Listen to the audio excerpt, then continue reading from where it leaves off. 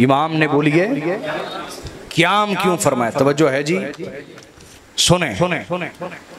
Yazid और उसके खानदान ने ये दीन को जो नुकसानात पहुंचाए, क्या उनमें पहला नुकसान ये कि इन्होंने वहां से बात शुरू कर लेते हैं जहां से लोग ला इल्म है। इन्होंने बाकायदा खुलाफा राशिदीन की खुल्लम खुल्ला दुश्मनी और अदावत शुरू कर दी। अगर मैं कहूँ अहले बैत की तो लोगों को शायद बड़ा जुर्म ना लगे, इसलिए मैं बताऊं जो अहले बैत का दुश्मन है वो खुलाफा राशिदीन का भी दुश्मन है, वो अंसारो मुहाजिरीन का भी दुश्मन है, वो सहाबा का सगा नहीं है। समझे कि हजरत अबू बकर उमर को अलल ऐलान जो उनकी बेअदबी करते रहे वो ये थे खानदान यजीद। खानदान एक एक जुमले के पीछे दलाइल हैं, जिसको चाहिए मुझसे ले, एक एक जुमले के पीछे दलाइल। फिर ये वो हैं जिन्होंने खलीफा राशिद इमाम हसन इस्लाम से सुलह की, लेकिन सुलह के नाम पर गद्दारी और धोखा किया और सुलह की किसी एक शर्त को भी पूरा न किया। ये वो हैं जिन्होंने वादा खिलाफी को आम किया। ये वो हैं जिन्होंने अमानतों में खयानतें शुरू की। खिलाफत रसूलुल्लाह की अमानत थी जिसको मलूकियत और बादशाहत में बदल दिया गया।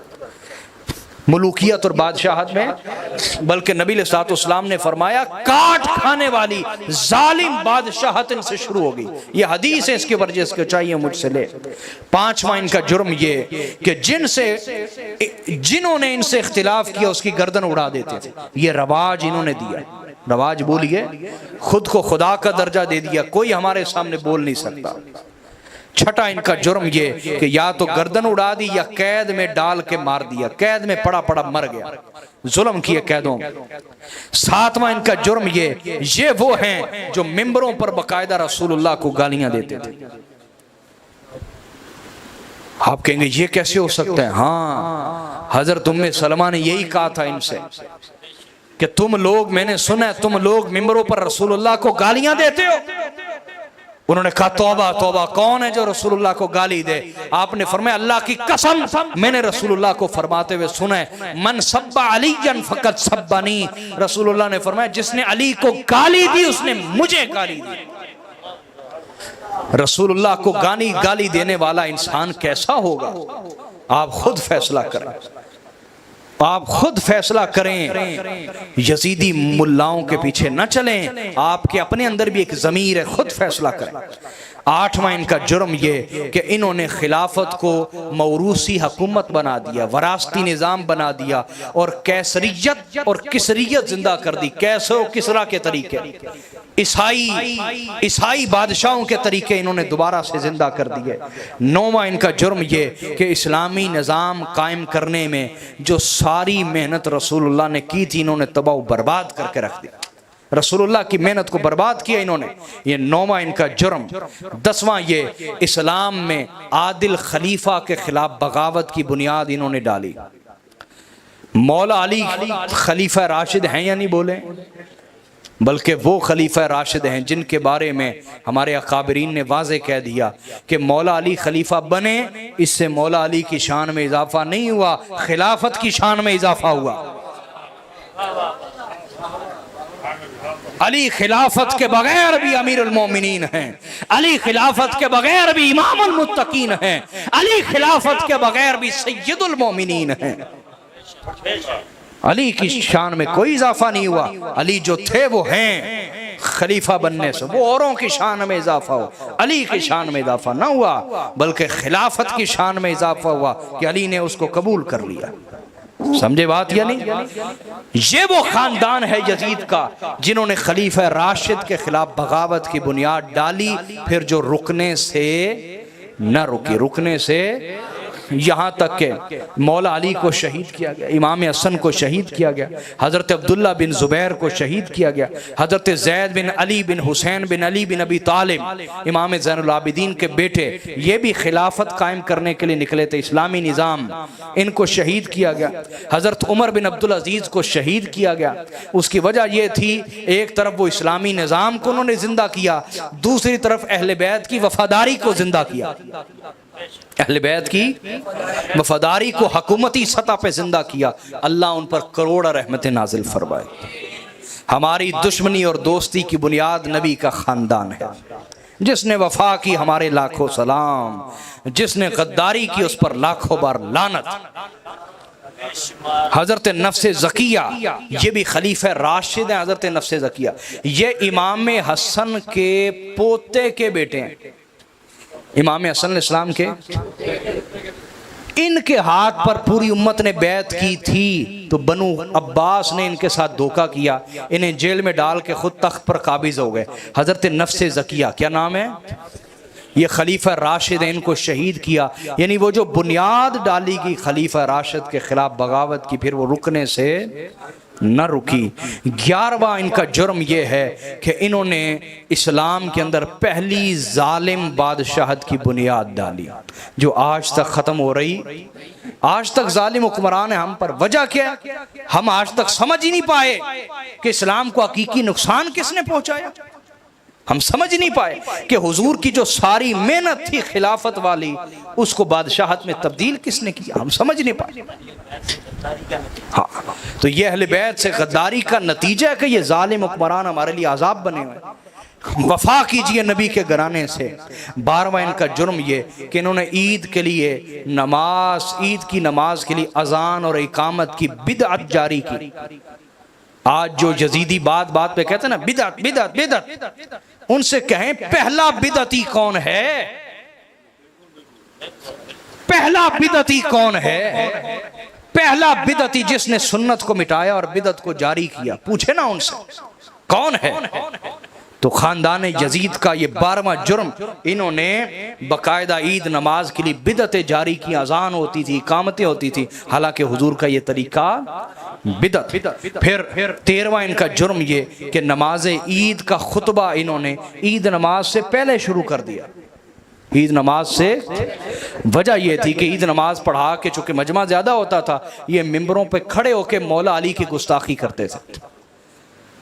तो जो जलील उल कदर सहाबा थे वो उठ के चले जाते थे, कहते थे ये खबीस गंदी नस्ल है, जिनका मिंबर है उनके मिंबर पे खड़े होकर उनकी गुस्ताखी करते हैं। तो वो इनका खुतबा सुनते नहीं थे। इन्होंने क्या किया, इन्होंने खुतबा पहले कर दिया। ईद का खुतबा हुजूर की सुन्नत को बदल डाला। पहला बिदअती खानदान कौन है?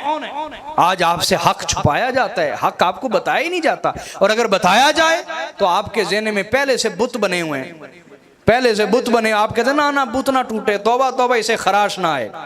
अरे भाई हम तो मौला अली की औलाद हैं, तलवार जुल्फकार से ऐसे बुत तोड़ के रख देंगे। हम जुल्फकार वाली तलवार वाली हस्ती की औलाद हैं, और आप सब हैदर कर्रार के मुरीद हैं।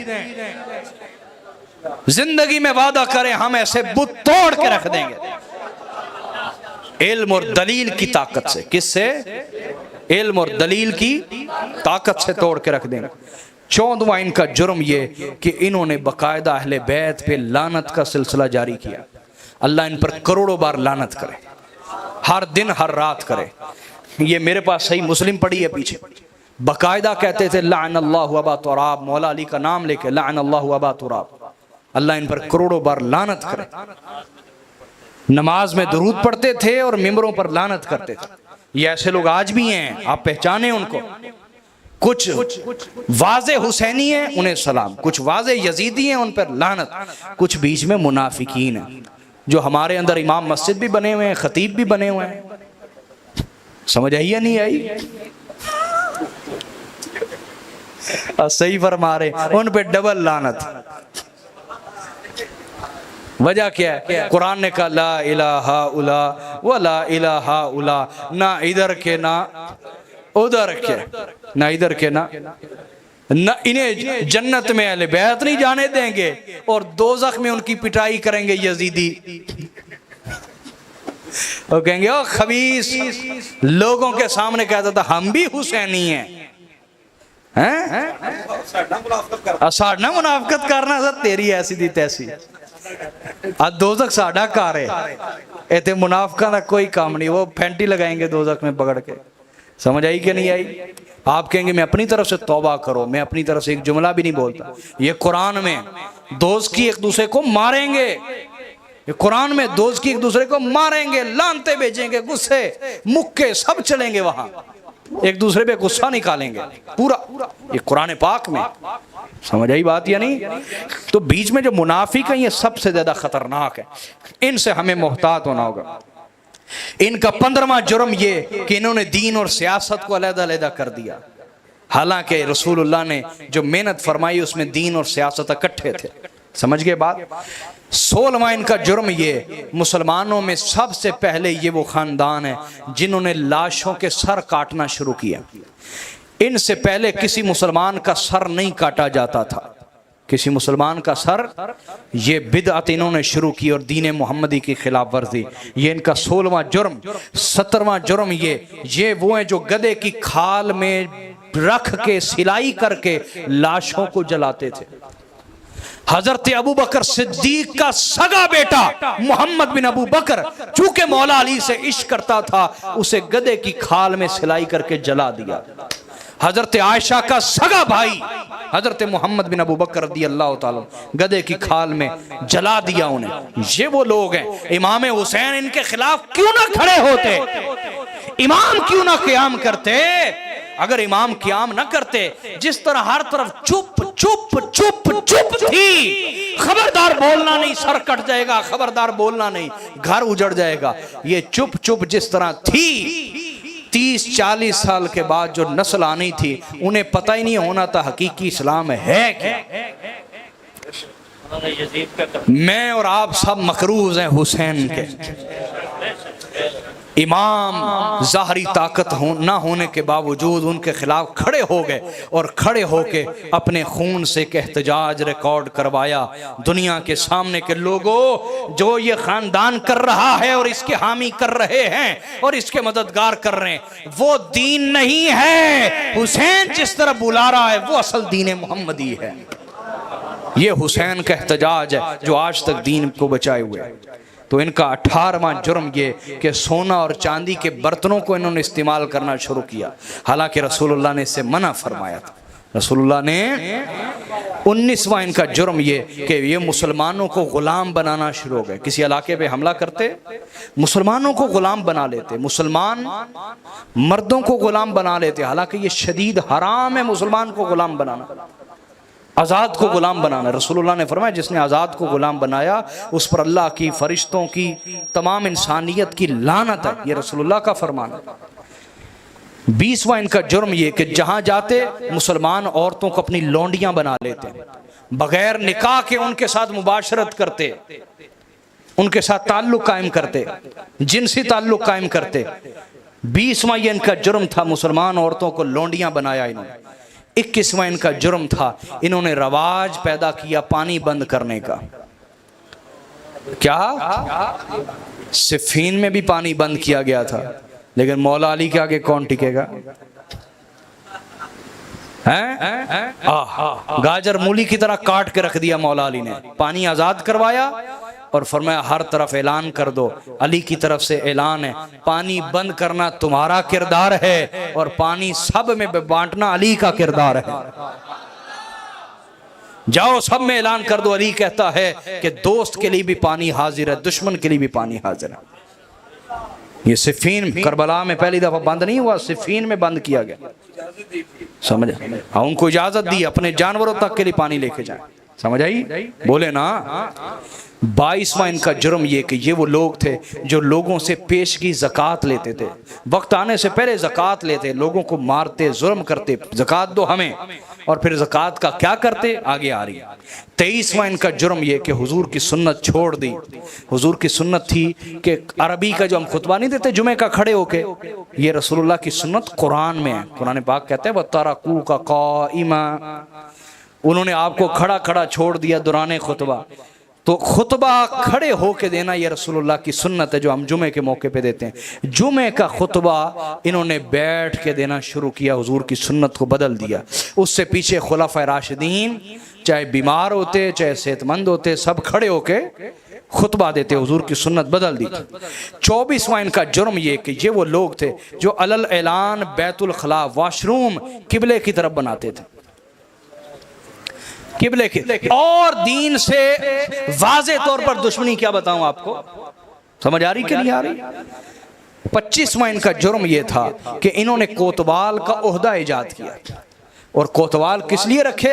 इसलिए कि जो बंदा भी अहले बैत का हामी मिलता था उसे पकड़ के लाया जाता था, उसे कोड़े मारता था कोतवाल, उसका और कोई काम नहीं था। इनकी अयाशियों को सिक्योर करना, अहले बैत के हामियों को मारना पीटना। 26वां इनका जुर्म ये कि मौला अली की नफरत में इन्होंने हज तमत्तो बंद कर दिया। पाकिस्तान से जितने लोग जाते हैं सब हज तमत्तो करते हैं, इंडिया से, इंग्लैंड से, यूरोप से, अमेरिका से, जितने जाते हैं हज तमत्तो करते हैं। हज तमत्तो का मतलब ये है कि यहाँ से उम्रे का एहराम बांधा, उधर जाके उम्रा करके एहराम खोल दिया और 8 ज़िल हज को दोबारा से हज का एहराम बांध लिया। ये बड़ा आसान होता है, ये आसान होता है। हज भी हो जाता है एक चक्कर में, उम्रा भी हो जाता है। हज तमत्तो, इन्होंने हज तमत्तो बंद कर दिया इसलिए कि मौला अली हज तमत्तो करते थे। मौला अली की नफरत में हदीस बंद कर, इन्होंने सुन्नत बंद करवा दी, खबरदार को हज तमत्तो नहीं करेगा। ये इनका जुर्म, दीन का हुलिया और नहीं बिगाड़ा तो क्या किया। फिर 27वां इनका जुर्म ये था कि बैत लेते वक्त कसम लेते थे, बैत लेते वक्त कसम लेते थे। और कसम भी कैसे, यानी ये बैत लेते थे कि तुम हमसे वफादार रहोगे तलवार के जोर पे। और बैत कैसी कि अगर मैंने बैत तोड़ी और जनाब यजीद से पीछे हटा तो मेरी बीवी को 3 तलाकें। ये रवाज शुरू किए इन्होंने। और कुछ मौलवी भी इनके पीछे लग गए कि जनाब जो जबरन तलाक दे दे उसकी बीवी को भी तलाक हो गई। हद हो गई, इस्लाम ऐसा बेवकूफ़ी वाला दीन नहीं। समझ आई बात या नहीं आई? ये मौला अली का भी मौक़िफ़ है, हज़रत उमर फारूक का मौक़िफ़। जबरन जो तलाक दी जाए वो तलाक हरगिज़ नहीं होती। इस्लाम ऐसा दीन नहीं। बात समझ आ गई कि नहीं आ गई? फिर 28वां इनका जुर्म ये था कि नेज़ों पे कुरान को लटकाना, ये इन्होंने रवाज दिया। कुरान मजीद की बेहुरमती बाकायदा, नेज़ों पे कुरान। 29वां जुर्म ये नमाज में तब्दीली कर दी। नमाज में बोलिए अल्लाह अकबर जहरन नहीं कहते थे। ये रसूलुल्लाह की सुन्नत, नमाज शुरू करते हुए क्या कहना? अल्लाहु अकबर। ये अल्लाह अकबर कहना छोड़ गए, हुजूर की सुन्नत की खिलाफ वर्जियाँ, नमाज में तब्दीली कर दी। 30वां इनका जुर्म ये नमाज के औकात में तब्दीलियाँ कर दी, नमाज के औकात में तब्दीलियाँ। हत्ता के जुमे का खुतबा क्या मगरिब होने तक जारी रहता था इनका, मगरिब होने तक जुमे का खुतबा। और उसमें होता क्या था? अहले बैत के खिलाफ बोली जा रहे हैं, सटियाए हुए हैं, बोली जा रहे हैं, गालियां दे रहे, बोली जा रही। और जो कहता था जनाब अब तो मगरिब होने वाली, हद हो गई, जुमा तो पढ़ा दें, वो कहते थे तेरा इलाज कर लेते हैं। ये जालिम थे, ये जालिम थे। 31वां जुर्म ये कि जुमे की नमाज में रसूलुल्लाह की सुन्नत थी, सूरह जुमा पढ़ते थे एक रकत में और दूसरी रकत में सूरह मुनाफिकून पढ़ते थे। क्या पढ़ते थे?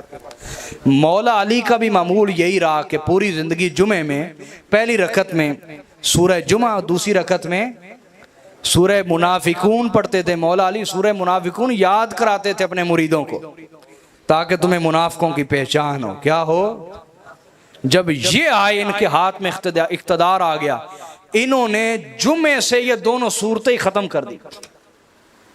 हज़रत अबू हुरैरा जो अजीम सहाबी हैं, मैं आपको कह रहा हूं अहले बैत के दुश्मन सहाबा के भी दुश्मन है। वजह क्या है भाई? सहाबा के पास तो एक निस्बत है ना हुजूर की, क्या? अहले बैत के पास तो 2 निस्बतें। तो जो 2 निस्बतों को नहीं मानता वो एक निस्बत को क्या मानेगा? हजरत अबू हुरैरा फरमाते हैं कि एक दिन मरवान ने कहीं जाना था, मरवान ने कहीं जाना था तो हजरत अबू हुरैरा से कहने लगा कि मेरी जगह जुमा पढ़ा देना। तो हजरत अबू हुरैरा ने पहली रकत में सूरह जुमा पढ़ाई, दूसरी रकत में सूरह मुनाफिकून। उन्होंने सलाम फेरते ही कहा हो जी नमाज सानू नहीं चाहिए दी। हजरत अबू हुरैरा ने क्या हुआ? उन्होंने कहा ये नमाज जुमे की तो अली पढ़ाया करता था, ये तो अली जुमे की नमाज पढ़ाता था, हमें ऐसी नमाज नहीं चाहिए। हजरत अबू हुरैरा ने कहा खुदा तुम्हें गारत करे, ये सुन्नत तो रसूलुल्लाह की है और अली अलैहि सलाम का कोई अमल हुजूर की सुन्नत के खिलाफ होता ही नहीं था। तो तुम मौला अली की नफरत में हुजूर की सुन्नत से नफरत करने लग गए। ये वो लोग थे। ये इनका 31वां जुर्म था कि मौला अली से चिढ़ इन्हें कुफर तक ले गई। क्या 32वां इनका जुर्म ये था, इन्होंने हज में तब्दीली कर दी। हज में तलबी नहीं पढ़ते लब्बैक अल्लाहुम्मा लब्बैक, इन्होंने इसको बंद करवा दिया। क्या करवा दिया? लब्बैक अल्लाहुम्मा लब्बैक को बंद करवा दिया, हज भी बदल दिए इन्होंने। ये दलाइल हैं, इस पे आप पढ़ें लेके किताबें। 33वां इनका जुर्म ये कि हज में मिना के मैदान में कसर नमाज पढ़ी जाती है, 2 रखते 4 रखते पढ़ी जाती। इन्होंने मौला अली की नफरत में कि मौला अली 2 रखते पढ़ाते थे, इन्होंने 4 पढ़ाना शुरू कर दी, हज का हुलिया बिगाड़ दिया।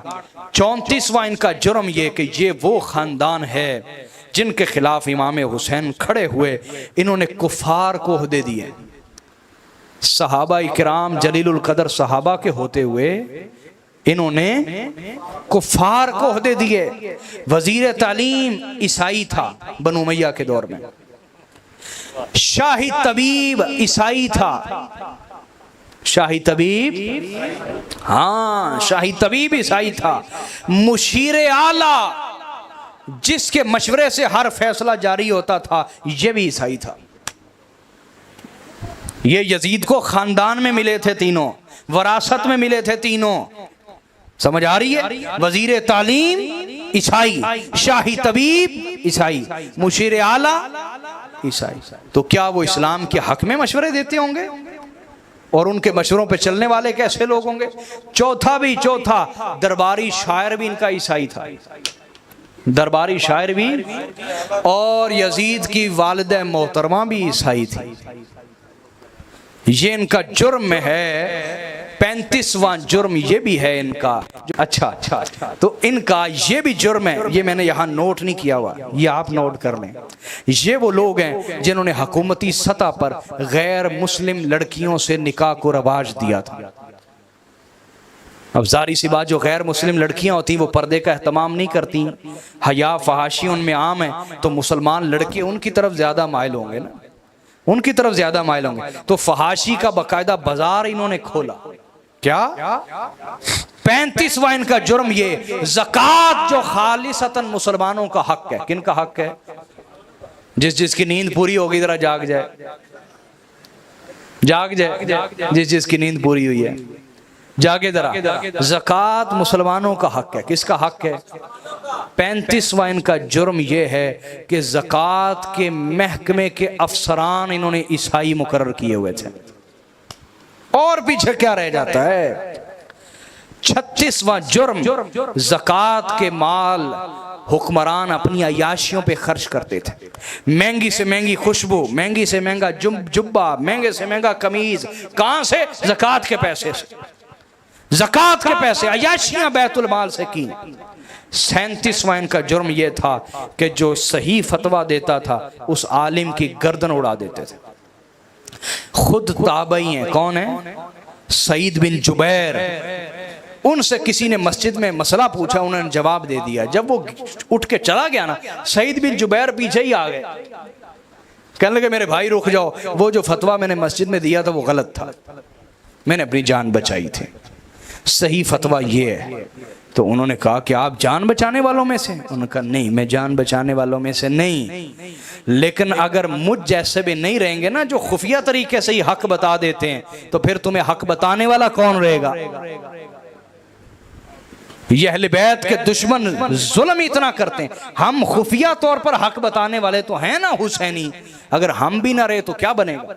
ये वो लोग थे सही फतवा देने पर गर्दन उड़ा देते थे।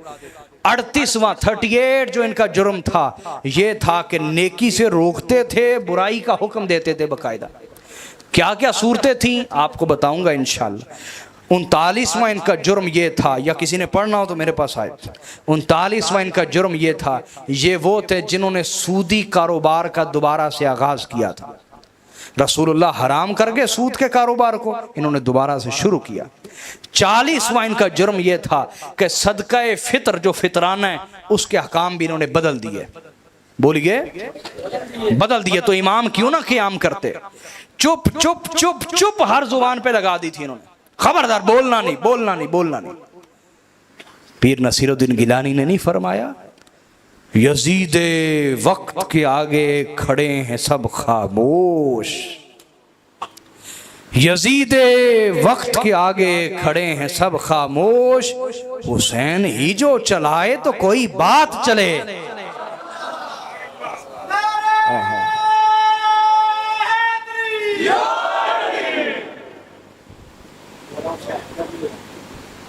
चुप चुप चुप चुप चुप। हुसैन वो है जिसने चुप तोड़ दी और चुप की जंजीर को चीर के रख दिया। जुर्रत उम्मत में पैदा की, क्या जालिमों के सामने बोलने की जुर्रत दी उम्मत को। 41वां इनका जुर्म ये कि हदीसों का मजाक उड़ाते थे, जो सच्ची सही हदीसें थी उनका मजाक उड़ाते थे और हदीसें खुद भी गढ़वाते थे। ये मेरा कौल नहीं, है हजरत इमाम अहमद बिन हम्बल का कौल है कि ये हदीसें गढ़वाते थे अपनी शान में, अपनी शान में गढ़वाते थे। 42वां इनका जुर्म ये कि सुन्नत का मजाक उड़ाते थे अलल ऐलान। क्या सुन्नत का? अंसार सहाबा किराम ने कहा ना, हदीस का मजाक उड़ाते थे। अंसार सहाबा ने कहा तुम हम पे कर लो जुल्म, हुजूर ने हमें कहा था मेरे अंसार मेरे बाद तुम पे जुल्म किए जाएंगे। इन्होंने कहा अच्छा, हुजूर ने फिर आगे क्या कहा था? कहा हुजूर ने कहा था मेरे अंसार तुम सब्र करना। उन्होंने कहा फिर करो सब्र चुप करके, असी जुल्म करना नहीं छड़ना, करो। हुजूर की हदीसों का मजाक उड़ाते थे, सुन्नत का मजाक उड़ाते थे। माले गनीमत के अहकाम को बदल दिया। क्या करते थे? हर तरफ हुक्म जारी कर देना कि जहां से माले गनीमत आए उसमें जो सोने चांदी की अच्छी अच्छी चीजें वो हमारे घर पहुंच जाए, बाकी रेंद खूंद बांट दो। माले गनीमत के अहकाम जो कुरान ने दिए बदल के रख दिए। चोरी के माल के अहकाम तब्दील कर दिया। साढ़े ऐलान दो चोरी के माल के अहकाम। ये 44वां जुर्म। 45वां सरेआम शराब पीना इनका रवाज बन गया। सरेआम शराब पीना, हत्ता कि हजरत अब्दुल्ला इब्ने मसूद, कौन? ये वो सहाबी रसूल हैं हजरत अब्दुल्ला इब्ने मसूद के मसरूक ताबई कहते हैं अगर कुल सहाबा का इल्म जमा करो तो दो हस्तियों में जमा होता है, अली बिन अबी तालिब और हजरत अब्दुल्ला इब्ने मसूद। ये वो हैं हजरत अब्दुल्ला इब्ने मसूद। और रसूलुल्लाह ने फरमाया जिस चीज को अब्दुल्ला इब्ने मसूद ठीक कह दे वो अल्लाह के यहाँ भी ठीक होती है। हजरत अब्दुल्ला इब्ने मसूद नमाज पढ़ रहे हैं उमवी गवर्नर के आगे और उसने शराब पी हुई है। क्या पी हुई है? शराब पी के फजर की नमाज पढ़ा रहा है। फजर की कितने रखते हैं? बोलो ना, कितने फर्ज हैं? 4 रखते हैं। फजर की पढ़ा के सलाम फेर के कहने लगा 2 और ना पढ़ा दे मां, और ना पढ़ा दे। शराब में दूध था। हजरत अब्दुल्ला इब्ने मसूद पीछे नमाज पढ़ रहे हैं। उन्होंने कहा लानत हो, ये कौन से लोगों से हमारा आमना सामना हो गया? ये हमारे हुक्मरान बन बैठे, ये हमारे हुक्मरान। तो जो अहले बैत के दुश्मन हैं वो अंसार व मुहाजिरीन के भी दुश्मन। समझ आई बात? लोगों को खरीदना इनका 46वां जुर्म था। पैसे पे खरीदते थे लोगों को, खरीदते। 47वां जुर्म औरत को बतौर रिश्वत इस्तेमाल करते थे।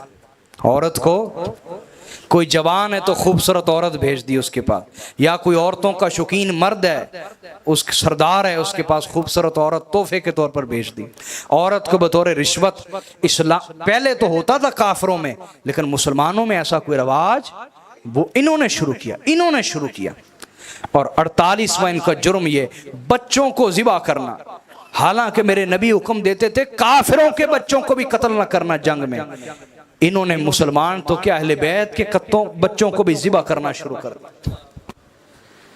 बुसर बिन अबी अरतात ये जालिम तरीन गवर्नर था। इसने जब यमन पे हमला किया तो वहां रसूलुल्लाह के चचाजाद भाई हैं, रसूलुल्लाह के चचाजाद भाई उबैदुल्लाह इब्ने अब्बास वो गवर्नर थे, वो घर पे नहीं थे। इन्होंने घर पे हमला किया, नबी के घर पे हमला किया, खानदान नबूवत के घर पे हमला किया। उस वक्त उनकी औरत और उनके 2 बच्चे थे छोटे छोटे। इन जालिमों ने बच्चों को उल्टा पकड़ के, इधर देखो मेरी तरफ, पकड़ के ऐसे टांगों से पकड़ के चीर के 2 हिस्से कर दिया। उन बच्चों की माएं ये मंजर देख के पागल और दीवानी हो गई। ये नबी के घराने पे जुल्म करते रहे और तुम इनकी हिमायत करते हो यजीदी मुल्लाओं के पीछे लग के। ऐसी जिंदगी से मौत बेहतर है। हम हुसैनी हैं, यजीद और उसके खानदान की कभी हिमायत नहीं करेंगे। बात समझ गई है? सुनने ये वो लोग हैं जिन्होंने बच्चों को ज़िबा करना रवाज दिया। 49वां जो इनका जुर्म है, इन्होंने अहले बैत की दुश्मनी को आम किया, नासबियत को आम करना ये इनका वतीरा बना। 50वां इनका जुर्म ये खूनी रिश्तेदारियों का एहतराम ख़त्म कर दिया, वरना खूनी रिश्तेदारियों का बड़ा एहतराम था जो इस्लाम ने हुक्म दिए। अगला इनका जुर्म 51वां जुर्म इनका ये है, हरामी बच्चों का नसब साबित नहीं हो सकता। हरामी बच्चों का नसब साबित हो सकता, इन्होंने हरामी बच्चों का नसब साबित किया और उनको अपना भाई और चचा करार दे दिया, हरामी बच्चों को। इनका अगला जुर्म ये जिना और फहाशी को आम किया। अगला जुर्म ये मुहर्रमात से जिना किए, इन्होंने सगी माओं से निकाह किए, वो जिना ही थे और क्या थे। मुहर्रमात से जिना, मुहर्रमात वो औरत जो आप पर कभी हलाल नहीं हो सकती, उनके साथ निकाह किए इन्होंने। नमाज को तर्क करना इनका रवाज था, हलाल और हराम की तमीज खत्म कर देना। अगला जुर्म अहले बैत रसूल का कत्ले आम करना। अगला जुर्म रसूल जादियों की बेहुरमती करना। इधर देखो मेरी तरफ, आपकी बहन या बेटी का कोई पर्दा उतारे बीच बाजार, फिर मैं देखता हूं आप उससे एहतराम का रिश्ता रखेंगे? बोलो, अगर दिल में ईमान है तो जिसने नबी की बेटियों के पर्दे खींचे और उनके सर नंगे किए, तुम उनकी हिमायत का सोचो भी तो तुम कुफर पे हो। ये हालत काफिरों वाली हालत तो हो सकती, मुसलमानों वाली हालत नहीं। अंदर ईमान हो तो नबी की बेटियों के पर्दे तक तो हाथ पहुंचने वाला दूर की बात, जो ऐसा सोचे भी तो इंसान उसकी हिमायत नहीं कर सकता। क्यों भी मैं ठीक कह रहा हूं या नहीं कह रहा? सच्ची गवाही दें। 57वां इनका जुर्म ये कि रसूल ज़ादों के सर काट के नेज़ों पे चढ़ाए। नेज़ों पे चढ़ाए जाने का कभी इस्लाम में रवाज नहीं था, सरों को नेज़े पे चढ़ाना। चढ़ाया भी तो नबी की औलाद के सर। ये इनका जुर्म, कुछ जुर्म पहले कुछ जुर्म बाद के हैं जो मैं बता रहा हूँ। और इनका अगला जुर्म ये शहादतों पर खुशी मनाना इन्होंने शुरू की। सुनन नबी दाऊद में, उम्दतुल कारी में, इमाम ऐनी की किताब मेरे पीछे पड़ी इधर, इमाम हसन इस्लाम की शहादत की खबर मिली तो खुशी का इजहार किया गया। अकल वालों ने तो कहा दुश्मन मरे तो खुशी न करिए, सजना भी टुर जाना। इमाम हसन जो नबी की औलाद और नबी के दिल का चैन है, उनकी शहादत की खबर मिलने पर खुशियां करते रहे। और इनका अगला जुर्म ये 59वां जो इनका जुर्म है, जाहली असबियत को जिंदा किया, हमीयत को जिंदा किया, जाहली जिद्दबाजी को इन्होंने दोबारा से जिंदा किया। 60वां जुर्म ये मुसलमान औरतों को बेचना शुरू कर दिया पैसे के ऊपर, ये इन्होंने शुरू किया। अगला इनका जुर्म ये जहर के जरिए से दुश्मनों को मारने की बुरी रस्म का आगाज इन्होंने किया इस्लाम के अंदर, इससे पहले इस्लाम में ये रवाज ना था। अगला जुर्म ये कि जो कंकर मारे उसके हाथ काट दे, ये इन्होंने शुरू किया। ज़ियाद जो हराम ज़्यादा था, ये मैं गाली नहीं दे रहा, वो वाकई हराम ज़्यादा था, कुतुब हदीस है, हराम ज़्यादा था, हराम ज़्यादा। जब वो मौला अली को मिंबर पे गाली दे रहा था तो 80 सहाबा इकराम खड़े हो गए। कितने? उन्होंने हाथ में कंकरी पकड़ के मारी उसको, कंकरी। कहा मुंह बंद रख, तेरी जुर्रत कैसे हुई अली को गाली देते? उसने सिपाहियों से कहा, गवर्नर था वो कूफे का, उसने कहा ये मुझे जिंदा चाहिए। सबको गिरफ्तार करके 80 जलीलुल कदर लोगों के हाथ काट दिए। जो मौला अली की हिमायत में उठे वो हाथ काट दिए इन्होंने, जो मौला अली के दिफा में उठे वो हाथ काट दिए इन्होंने। और आज जानते हो यजीदी, उनके पास वो ताकतें नहीं, वो इख्तियार नहीं, वरना वो हमारे साथ भी यही करते। लेकिन फिर भी हम पीछे कभी ना हटते, अल्लाह की कसम कभी पीछे ना हटते। इनका 63वां जुर्म ये है जो मैंने अभी बता दिया कि हरामजादों का नसब साबित किया इन्होंने।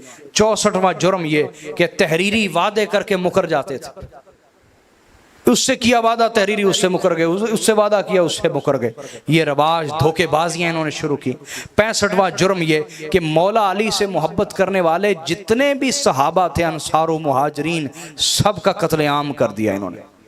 सबका, सहाबा का कत्ले आम किया। सहाबा, फिर सुनो मैं क्या कह रहा हूं, सहाबा का कत्ले आम किया। वो सहाबा जो मौला अली के साथ तलवार लेकर खड़े होते थे, उनका कत्ले आम किया इन्होंने। हुजर बिन अली की शहादत, अदी की शहादत और दीगर की शहादत। और इनका 66वां जुर्म ये कि इन्होंने हुजूर के मदीना पे हमला किया। क्या? हुजूर के मदीना पे। हालांकि रसूलुल्लाह ने फरमाया, जो मेरे मदीना के लोगों के बारे में बुरा इरादा रखे, बुरा इरादा भी रखे, अल्लाह ताला उसे दोज़ख में यूं मिला देगा जैसे नमक पानी में मिल जाता है। इन्होंने मदीना पे हमला किया। मदीना पे बोलिए, हुजूर की इज्जत को पमाल किया, हुजूर की इज्जत को पमाल किया। मस्जिद नबी में घोड़े बांधे, गधे बांधे, उन्होंने पेशाब पखाने किए मस्जिद नबी में। ताड़े मोहल्ले दी मस्जिद की गल नहीं कर रहा, रसूलुल्लाह की मस्जिद की इज्जत को पमाल करके रख दिया इन्होंने। दलाइल कुतुबे हदीस के अंदर जिसको चाहिए मुझसे ले। अहले मदीना को खौफजदा किया, ये जुर्म। बस 72 जुर्म इनके गिनवाने लगा। उधर 72 शहादतें थी ना, इनके 72 जुर्म गिनवा रहा हूँ आपको। इनका 68वां जुर्म ये वाक़या हर्रा, जो अभी मैंने सहाबा का कत्ले आम किया, मदीना का कत्ले आम किया इन्होंने। इनका 69वां जुर्म ये 3 दिन के लिए मदीना की इज्जत, इन्होंने कहा तुम पर हलाल है, अपने सिपाहियों से कहा। उन्होंने घरों में घुस के जवान बच्चियों को निकाल लिया और उनसे बदकारियां की। ये मैं दौरे रसूल के बाद की बात सुना रहा हूं, अभी 100 साल पूरे नहीं हुए। अभी हुजूर को गए, अभी रसूलुल्लाह को गए इस दुनिया से सिर्फ 50 साल हुए हैं। मदीना की बच्चियों को घरों से निकाल के उनके साथ जबरन जिना किए, बदकारियां की, रेप किए उनके इन्होंने, और कत्लेआम किया। और 1000 से जायद बच्चियां हामला हुई और उनके हरामी बच्चे पैदा हुए इनकी बदकारियों और इनके जिना की वजह से।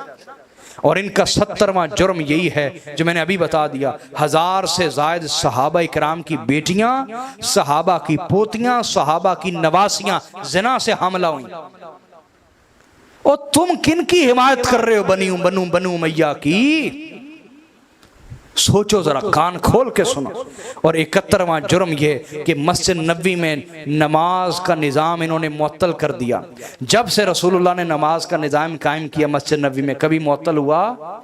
इन्होंने नमाजों का निज़ाम मुअत्तल कर दिया। बोले ना, काबातुल्लाह पे भी इन्होंने हमला किया, काबातुल्लाह पे हमला किया बाकायदा। और काबातुल्लाह पे हमला करके काबातुल्लाह की इमारत को शहीद कर दिया और काबातुल्लाह के खिलाफ को जला दिया। काबातुल्लाह के खिलाफ को। अब इमाम हुसैन इसके खिलाफ खड़े हुए। अगर इमाम खड़े ना होते, मुझे ईमान से बताओ, अगले 40 साल के बाद अगली नस्ल को पता चलना था कि दीन मोहम्मदी है क्या? ईमानदारी से बताओ। और दूसरी बात, अगर इमाम हुसैन उस वक्त जान बचाते और दीन ना बचाते तो फिर क़यामत तक हम में से कोई भी जुल्म के खिलाफ खड़ा होना था। हमने कहना था जब नबी की औलाद ने जानें बचाई हैं तो हम क्यों अपनी जानें ना बचाएं? हम क्यों ना अपनी जानें बचाएं? ये जो क़यामत तक के लिए उम्मत के अंदर शऊर को जिंदा किया और हक के लिए कुर्बानी देने का जज्बा पैदा किया, ये हुसैन के क़याम ने किया है। ये उस क़याम का नतीजा है। उस क़याम का बोलिए ना, उस क़याम का नतीजा है कि हक कायम हो गया। हक बोलिए। और हुर्रियत कायम हो गई। लोगों को जुर्रत मिल गई कि अगर हुसैन तन्हा होते हुए जालिम के सामने हक बोल सकते, हम क्यों नहीं बोल सकते? ये जुर्रत नसीब हो गई, हुर्रियत और आज़ादी कायम हो गई। हक बोलने का हक इंसानियत को हुसैन के क़याम के सदके मिला। अकीदा ला इलाहा इल्लल्लाह की बका हुसैन के क़याम के सदके हुई। ये उसका नतीजा है क़याम का। और चुप जो लोगों के मुंहों पे लगा दी गई थी, हुसैन ने तोड़ के रख दी और लोगों को हक बोलने की जुर्रत अता की। ये उस क़याम का नतीजा था। जुल्म की जंजीर को चीर दिया, ये उस क़याम का नतीजा था। दीन अपनी असली हालत पर कायम रहा। कायम रहा और दोबारा से बहाल हो गया, दोबारा से बहाल हो गया। ये उस क़याम का नतीजा था। ऐसा एहतजाज इमाम हुसैन ने रिकॉर्ड करवाया खून और कुर्बानियों से, जो मुखालिफीन अहले बैत के लिए हमेशा दलील बना कि ये मुखालिफीन अहले बैत बेदीन है, असल दीन अहले बैत के पास है। ये उस क़याम का नतीजा है। आज हर सच्चा मुसन्निफ, हर सच्चे मुसन्निफ के कलम को हुसैन का फैज़ जारी है। आज हर सच्चे सहाफ़ी के पास हुसैन के फैज़ का नूर है। जो भी लिखने वाला है सच, वो हुसैन के फैज़ का नूर पा रहा है। ये उस क़याम का नतीजा है। हर दयानतदार काजी और जज, उसके पीछे हुसैन की मेहनत है और हुसैन के क़याम की मेहनत है। हर हक बोलने वाला, हक गो आलिम, उसके सीने में हुसैनियत की तासीर है। अगर वो बोल रहा है तो ये हुसैन के क़याम का सदका है। अल्लाह रब्बुल इज़्ज़त हमें हुसैनियत पे ज़िंदगी और मौत अता फरमाए। वमा अलैना इल्लल बलागुल मुबीन।